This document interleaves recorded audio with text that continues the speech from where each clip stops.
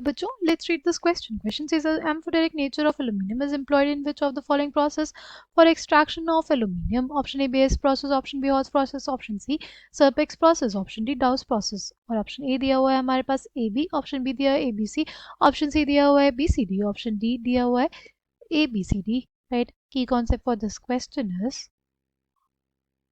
extraction of aluminum.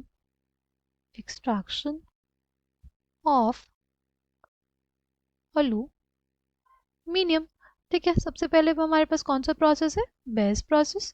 इसमें होता क्या है बेसिकली, अगर बात करते हैं तो जो Al2O3 होता है, राइट, बॉक्साइड जो होता है हमारे पास, उसको ट्रीट किया जाता है किसके साथ? NaOH के साथ. तो जब उसको ट्रीट किया जाएगा तो हमारे पास सोडियम एल्यूमिनेट बनेगा और वाटर बनेगा.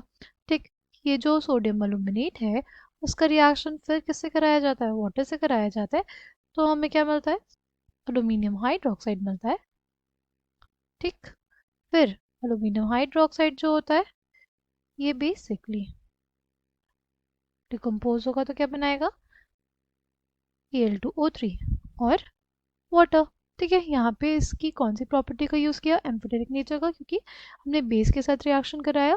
तो हमें क्या मिला? तो हमारे पास फॉर्मेशन हुआ एक सॉल्ट का.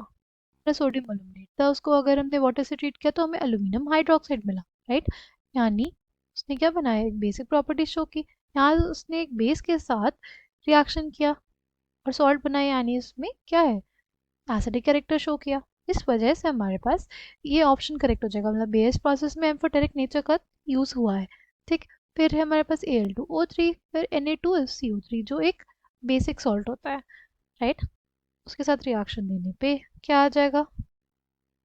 सोडियम एल्यूमिनेट ही बनेगा. और फिर जो सोडियम एल्यूमिनेट होगा उसको वाटर ऐड करेंगे और उसमें क्या ऐड करेंगे? CO2. तो हमारे पास क्या बन जाएगा? एल्यूमिनियम हाइड्रोक्साइड बन जाएगा. राइट, Na2CO3 बनेगा. और ये फिर फर्दर एल्यूमिनियम हाइड्रोक्साइड जो है ये हमें दे देगा क्या? Al2O3 और 3 मोल्स ऑफ वाटर.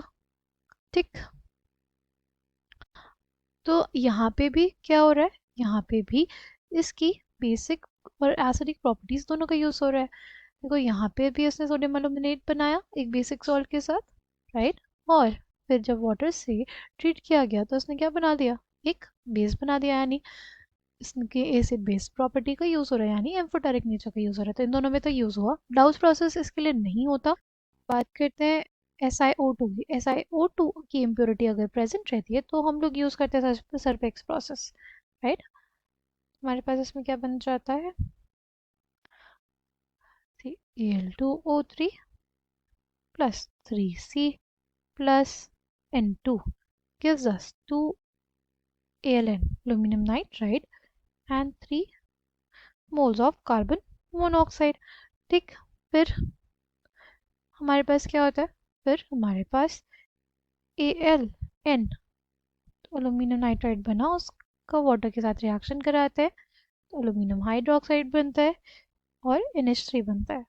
ठीक, ये जो एल्यूमिनियम हाइड्रोक्साइड बना था हमारे पास, इससे हमारे पास क्या मिलता है? Al2O3 और 3 मोल्स ऑफ वाटर. ठीक है,